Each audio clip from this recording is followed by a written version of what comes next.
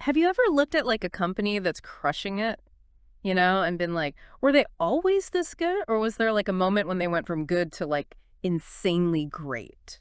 Yeah, it's funny, right? Like, you look at these companies that just seem to dominate their industries, and you wonder, uh, were they always like this? Or did something change? Did they figure out some kind of secret sauce? And that is exactly what we're diving into today. The whole good to great thing. You know that book, Good to Great? Oh, yeah, classic. Yeah. And it all started with this idea that there are these companies out there that were just good for years. And then, boom, something clicked and they became like It's unstoppable. like they were just chugging along doing their thing, and then suddenly they hit warp speed and left everyone in the dust. Right. And so this research team, they wanted to figure out, well, what was that something? What was the magic formula? So they spent 5 years studying companies that made this jump between 1965 and 1995. And they weren't just looking for any kind of improvement. These companies had to really crush it. They had to outperform the stock market by a significant margin and do it consistently for like 15 years. And it couldn't just be because their industry was doing well either. It had to be like their own internal magic, something that set them apart from everyone else. Yeah, like if the whole industry was booming and they were just riding that wave, that wouldn't count. They had to outperform even when their industry was struggling. Exactly. So they were super rigorous about who made the cut. And what's crazy is that some of the companies that ended up on the list were total surprises. Yeah, not the usual suspects you'd expect to see. Right. And throughout this deep dive, we're going to break down the key things. They found the stuff that really allowed these companies to go from good to great. We're talking about stuff like level 5 leadership, first who, then what, confronting the brutal facts, but never giving up hope, and the hedgehog concept. Yeah, these weren't just random ideas either. They emerged from the data. There were patterns that showed up again and again in these successful companies. Totally. So let's kick things off with level 5 leadership. Now, when you think of a successful CEO, what kind of image pops into your head? I don't know, like the Steve Jobs type, super charismatic, visionary leader. Yeah, exactly. The person who's always in the spotlight, making bold moves, giving inspiring speeches. But here's the thing. The leaders of these good to great companies, they were kind of the opposite. Really? Yeah, they were more like humble, quiet, even shy. They weren't out there seeking fame and fortune. They were focused on building something truly great and lasting. It's kind of like the difference between someone like Lincoln or Socrates, who are known for their quiet wisdom and resolve, versus like a Patton or a Caesar, who are all about conquering and dominating. Exactly. These level 5 leaders, they channeled their ego not into themselves, but into the company. Their ambition wasn't about personal glory. It was about building something bigger than themselves. That's a really interesting point. Have you ever worked with someone who wasn't flashy or loud, but they just had this incredible impact on the organization? Oh, yeah, definitely. They're the ones who get stuff done without needing a lot of fanfare. They lead by example and inspire people through their actions. And the researchers, they were kind of blown away by this. They kept seeing this pattern and they were like, wait a minute, this goes against everything we thought we knew about leadership. They were expecting to find these larger-than-life personalities, but instead they found these humble, dedicated leaders who were more interested in the company's success than their own. And it wasn't just a fluke either. It showed up across industries, company sizes, different time periods. It was a consistent factor in every single good to great company. And even more, telling the companies that didn't make the leap or that had their success fizzle out, they often lacked this kind of leadership. So it wasn't just about having a good leader, it was about having a specific type of leader, one who embodied these level 5 qualities. Right. And it's important to note that this wasn't based on some kind of leadership theory or a hunch. It came directly from the data. They observed this pattern over and over again. Let's make this a little more concrete, shall we? Let's talk about Darwin Smith, the CEO of Kimberly-Clark. Oh, yeah, he's a great example. So this guy was described as like super unassuming, even awkward in social situations, but he had this incredible willpower, this deep inner drive to make Kimberly-Clark great. And he made this incredibly gutsy move. He decided to sell off their paper mills. Which was like their core business at the time, right? Exactly. Everyone thought he was crazy. The stock price tanked. Analysts were like, what are you doing? This is suicide. But Smith, he had this vision. He knew that the coated paper business was facing a tough future, and he saw a bigger opportunity in consumer paper products. Things like Kleenex Huggies, that kind of stuff. Right. And he was willing to bet the entire company on it, even though it meant going head-to-head with giants like Procter & Gamble. And 25 years later, Kimberly-Clark was not only crushing it in the consumer market, but they had actually acquired Scott Paper, one of their biggest competitors. Talk about a comeback. And when they asked Smith about this incredible turnaround, he just shrugged and said, "I never stopped trying to become qualified for the job." That's so level 5, right? Right. He wasn't taking credit. He was giving credit to the team in the process. Mm-hmm. He was focused on constantly learning and improving, not on building himself up. And now let's contrast that with someone like Al Dunlap, who was the CEO of Scott Paper for a while. Oh yeah, Chainsaw Al. He was a very different kind of leader. He was all about making a big splash, cutting costs, shaking things up. He was a classic level 4 leader, very effective in the short term, but not someone who built lasting greatness. Yeah, he was focused on maximizing shareholder value in the short term, but he didn't really build a culture of enduring success. And he was eventually ousted, and the companies he led, they didn't achieve that sustained greatness that we see in the level 5 examples. It's a good reminder that short-term gains don't always translate into long-term success. Another great example is Cork Walgreen, who was the CEO of Walgreens for a long time. Yeah, he was another quiet leader who made some bold moves. So at the time, Walgreens was actually in the restaurant business. They had over 500 restaurants. Really? I had no idea. Yeah, and Cork Walgreen, he realized that their future was in convenient drugstores, not in restaurants. So he made the decision to completely exit the restaurant business. Wow, that must have been a tough call. It was. And he didn't just say, okay, let's wind things down over the next few years. He set a firm deadline, 5 years, and he was relentless about He it. was like, we're getting out of restaurants and we're doing it now. Exactly. And it worked. They sold off all the restaurants and focused on building the best, most convenient drugstore chain in the country. And they've been incredibly successful at it. Totally. And then you have Carl Reichardt, who took over as CEO of Wells Fargo in 1983. He was another great example of a level 5 leader. Yeah, he was known for his humility and his focus on building a great team. He once said that the bank's success was due to the people around him, not to him. And it's true, he built an incredible team at Wells Fargo, many of whom went on to become CEOs of other major companies. It's like he was this leadership factory. He was more interested in developing great leaders than in taking all the credit for himself. That's a true sign of a level 5 leader. All right, so we've talked about level 5 leadership. Now let's move on to another key finding, which is first who, then what? This one's really interesting because it kind of goes against our intuition about how to build a great company. Most people think that you need to have a clear vision and strategy first, and then you go out and find the people to execute that vision. Right. You need to know where you're going before you could figure out who you need to take you there. But the good to great companies, they did it the other way around. They focused on getting the right people on the bus first, and then they figured out where to drive it. They're like, we don't know exactly where we're going yet, but we know we need the best possible people to help us get there. It's kind of like you're assembling a team of all-stars before you even know what sport you're going to play. Exactly. And they were incredibly rigorous about who they let on the bus. They weren't just looking for talented people. They were looking for people who fit the culture, who were passionate about the mission, and who had the right values. They even had a saying, get the right people on the bus, the wrong people off the bus, and the right people in the right seats. It's like they were building a high-performance machine, and they knew that every part had to be perfectly aligned. Let's go back to Cork Walgreen and Jack Eckerd for a second.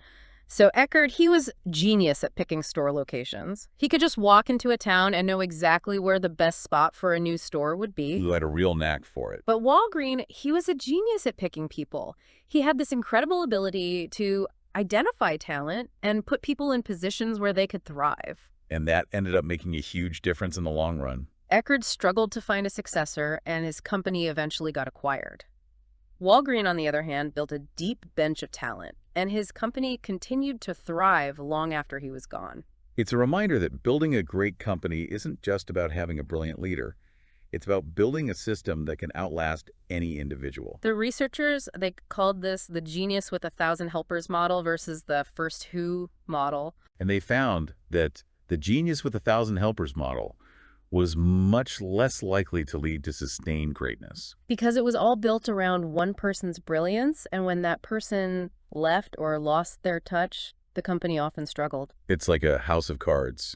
It looks impressive, but it can collapse pretty easily. And another key point is that these good to great companies, they didn't attract and retain talent by throwing money around. Yeah, they weren't offering huge salaries or lavish perks. Mhm. They were offering something much more powerful.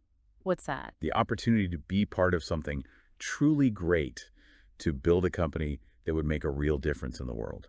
They were attracting people who were driven by purpose, not just by money. Exactly. They were looking for people who were intrinsically motivated, who wanted to do their best work, and who believes in the company's mission. A great example of this is Alan Wurtzel, who was the CEO of Circuit City back in the day. Oh, yes, Circuit City, they were like the Amazon of their time. So Wurtzel, he was laser focused on building a great management team. He spent a ton of time and energy recruiting, developing, and retaining top talent. And he believed that this was the key to their success. And it worked.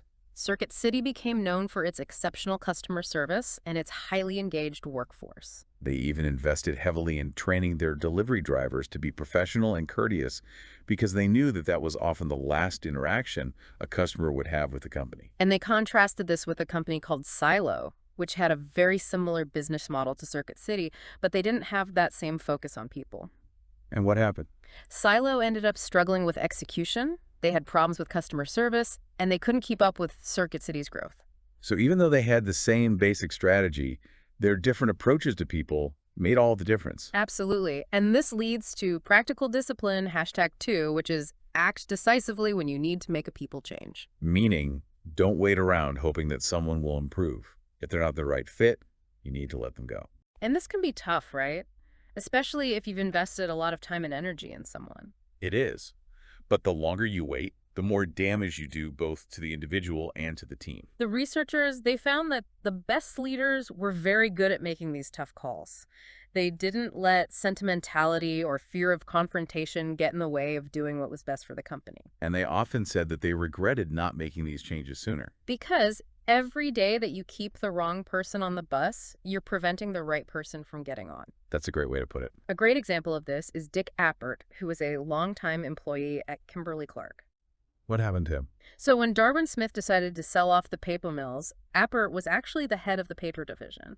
So he was basically being asked to dismantle his own department. Yeah, and most people in his position would have been devastated. They would have fought tooth and nail to save their jobs. I can imagine. But Appert, he understood the bigger picture. He knew that this was the right move for Kimberly-Clark, even though it meant the end of his division. That's incredible.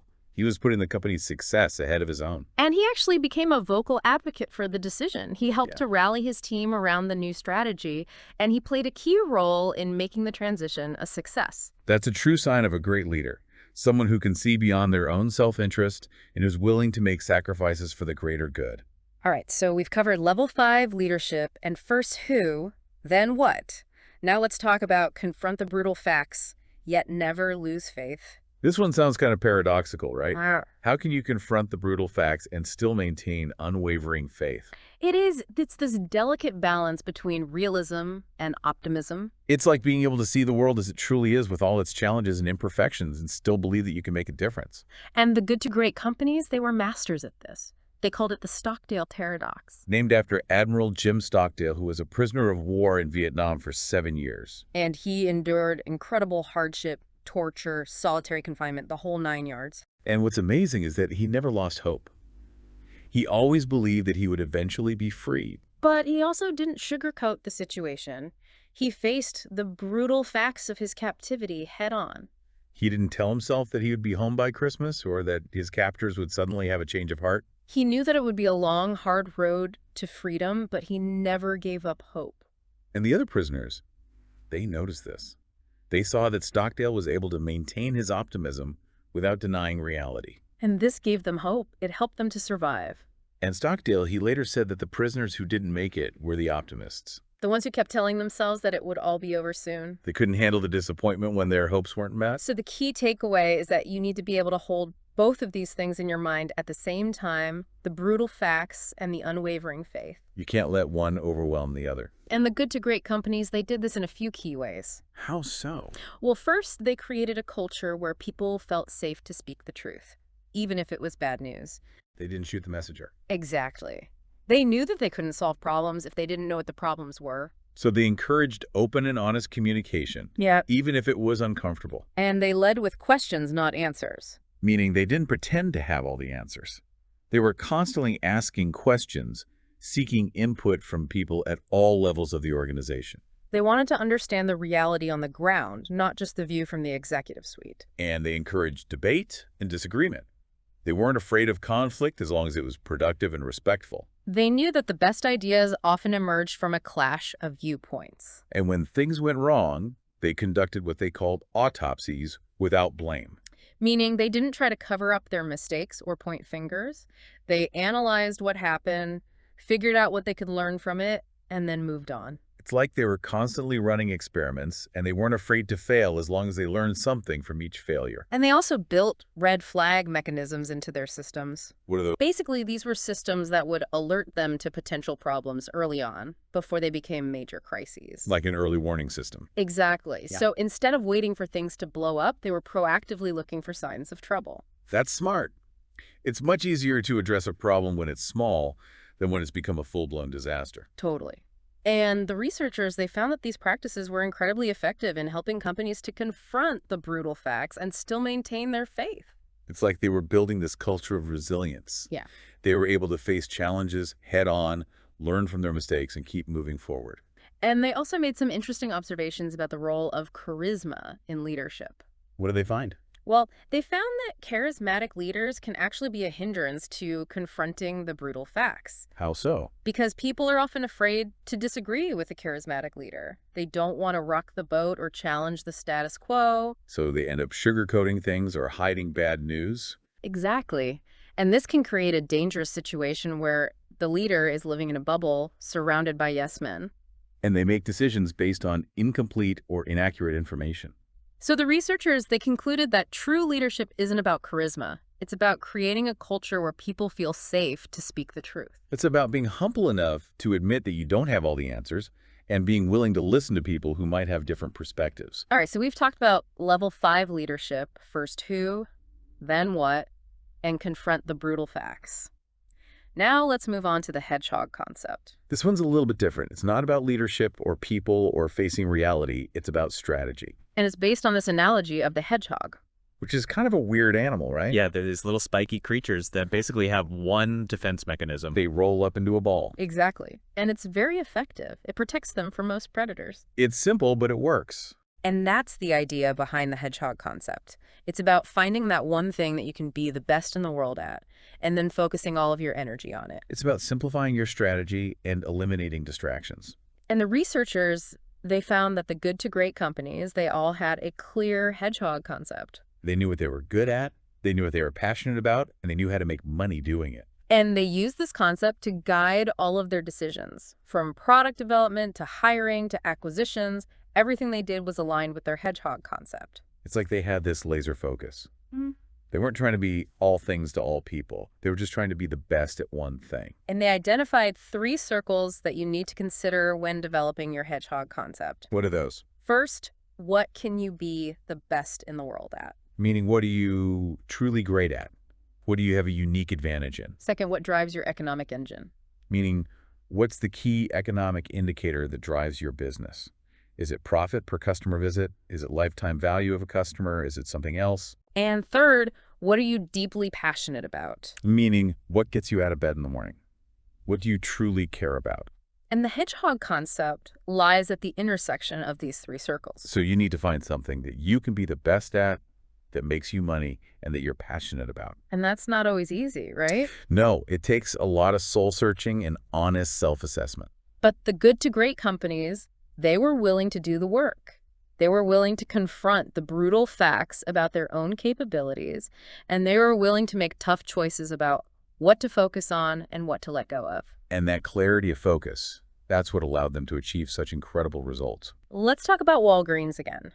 They're a great example of a company that had a very clear hedgehog concept. What was their hedgehog concept? Their concept was to be the best, most convenient drugstore chain with high profit per customer visit. So they were focused on convenience, profit, and being the best. Exactly. And they made every decision with those 3 things in mind. Like, Well, they strategically located their stores on busy street corners, even if it meant closing profitable stores that were in less convenient locations. They were willing to sacrifice short-term profits for long-term success. They were also pioneers in drive-through pharmacies, which was a huge innovation at the time. Makes sense. It's all about convenience. Exactly. And they also focused on clustering their stores together in urban areas. So people would have multiple Walgreens options within a short distance. Exactly. And all of these decisions were driven by their hedgehog concept. And it worked. They became one of the most successful drugstore chains in the world. And another great example is Wells Fargo. They had a very clear hedgehog concept as well. What was theirs? Their concept was to be the best bank in the Western U.S., running it like a business with a focus on operational excellence and prudent lending practices. So they weren't trying to be everything to everyone. They were focused on a specific geographic region and a specific type of customer. And they were really good at it. They had a deep understanding of their market, and they were very disciplined in their lending. And Warren Buffett, he's a big fan of Wells Fargo. He once said that they stick with what they understand and let their abilities, not their egos, determine what they attempt. Which is basically the hedgehog concept in a nutshell. Knowing what you're good at and sticking to it. Exactly. And the research found that companies that had a clear hedgehog concept were much more likely to achieve sustained greatness than companies that didn't. That makes sense, right? If you're not clear on what you're trying to achieve, how can you possibly get there? And one of the most important things about the hedgehog concept is that it helps you to say no to opportunities that don't fit. That's huge. There are always going to be distractions and temptations, but if you have a clear hedgehog concept, you can filter out the noise and focus on what really matters. A great example of this is Pitney Bowes. They're a company that makes mailing and shipping equipment, and for years they were very disciplined about sticking to their core business. They didn't try to branch out into other areas, even when they were under pressure to diversify. And this discipline paid off. They became the dominant player in their industry. And then there's R.J. Reynolds, which is a great example of what not to do. What happened to them?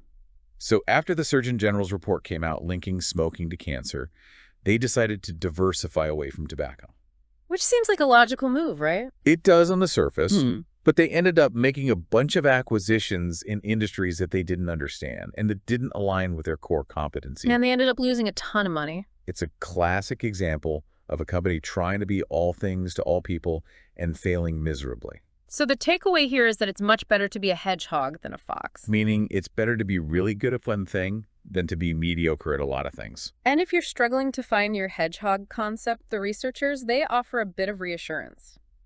What's that? They say that every good to great company, no matter how bad their starting point, eventually found their hedgehog concept. So it's not like some companies are just born with it and others aren't. It's something that you can discover through careful analysis and honest self-reflection. And the key is to be both ambitious and realistic. You need to believe that you can become the best in the world at something, but you also need to be honest about your current capabilities. And you need to be willing to put in the hard work to close the gap between where you are and where you want to be. Okay, so we've covered level 5 leadership. First who, then what, confront the brutal facts and the hedgehog concept. Now let's talk about a culture of discipline. This one's all about execution, about taking those great ideas and turning them into reality. And it starts with having the right people on the bus, as we talked about earlier. Because if you have the right people in place, they'll be naturally disciplined, they'll hold themselves accountable, and they'll be driven to do their best work. And the good to great companies, they didn't need a lot of bureaucracy or micromanagement. They trusted their people to do the right thing. They were like, we hired the best, so let's get out of their way and let them do what they do best. Exactly. And they also had a very clear understanding of what they were trying to achieve thanks to their hedgehog concept. So everyone was aligned and working towards the same goal. And they were fanatically consistent in their execution. They didn't just do things right once they did them right every single time. It's about building a culture of excellence where mediocrity is simply not acceptable. The researchers, they use this analogy of rinsing your cottage cheese. What does that even mean? So it comes from this legendary triathlete named Dave Scott, who would meticulously rinse his cottage cheese to remove every last bit of fat. Seriously, he would rinse his cottage cheese. Yeah, he was that dedicated. And it might seem like a small thing, but it's symbolic of this larger mindset of discipline and attention to detail. It's about doing the little things right, even when no one's watching. And the good to great companies, they were full of people who rinsed their cottage cheese. Meaning they were obsessed with doing things the right way every time. And this wasn't about being controlling or micromanaging. It was about empowering people to do their best work and then holding them accountable for the results. And they also made a distinction between a culture of discipline and a tyrant who imposes discipline through fear and intimidation. They found that companies that were led by tyrants, they might achieve good results in the short term, but they rarely achieved sustained greatness. Because people were just going through the motions. Yeah. They weren't truly engaged or invested in the company's success. A great example of this is Ray McDonald, who was the CEO of Burroughs for a while. What happened there? So McDonald, he was known for being a very demanding leader. He had this thing called the McDonald Vice, which was basically his way of squeezing every last bit of performance out of his people. Sounds intense. It was. And it worked in the short term. He was able to turn the company around and improve their financial performance. But what about the long term? Well, as soon as McDonald left, the company started to decline. Because he hadn't built a sustainable culture of discipline? Exactly. People were just following orders. They weren't thinking for themselves or taking ownership of their work. So it's not enough to just be disciplined yourself. Yeah. You need to create a culture where everyone is disciplined. And that's where the hedgehog concept comes in again, because it provides that clear sense of purpose and direction that helps people to stay focused and motivated. It's like the North Star. It guides everyone's actions and decisions. And the good to great companies, they were incredibly disciplined about sticking to their hedgehog concept. They didn't chase every shiny object that came along. Right. They said no to opportunities that didn't fit, even if they were potentially lucrative. They were like, this might be a good idea, but it's not the right idea for us. And that discipline, it's what allowed them to stay focused and achieve such incredible results. And a great example of this is Nucor, which is a steel company that's known for its incredibly frugal culture. Frugal.